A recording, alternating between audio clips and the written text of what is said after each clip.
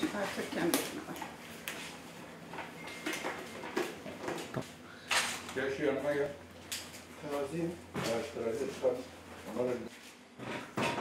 Yalnız onu şundan uzatacağız da tartacağız yanlarına. Şurada lan. Aynen. Böyle daha iyi. Hakim. Bu Biraz 1 geri kilo yapsana 650 gram bir tanesi, 1 kilo 600 gram. Evet.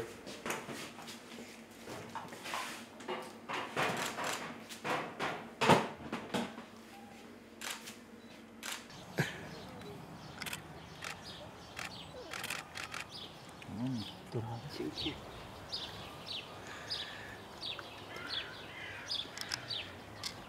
Gaziantep Hayvanat Bahçemize bugün Milli Parklar Şube Müdürlüğü tarafından, Van Milli Parklar Şube Müdürlüğü tarafından 3 tane kurt yavrusu getirdiler. Bu kurt yavrularından bir tanesi erkek, 2 tanesi dişi.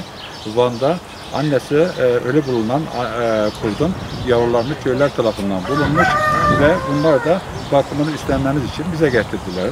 Bunlardan bir tanesi dediğimiz gibi erkek, 2 tanesi dişi. Erkek 2 kilo 700 gram geliyor.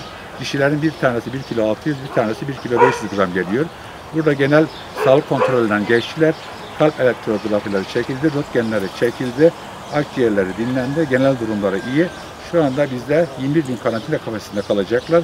Ondan sonra kendilerine normal kafese koyacağız. Şu anda kendilerini sütle ve özel mamalarla besliyoruz. Daha sonra kendileri yavaş yavaş ete alıştıracağız. Ondan sonra da kendilerini normal seyir ziyaretçilerin göreceği belli bir yaşa geldikten sonra oraya bırakacağız kendilerini.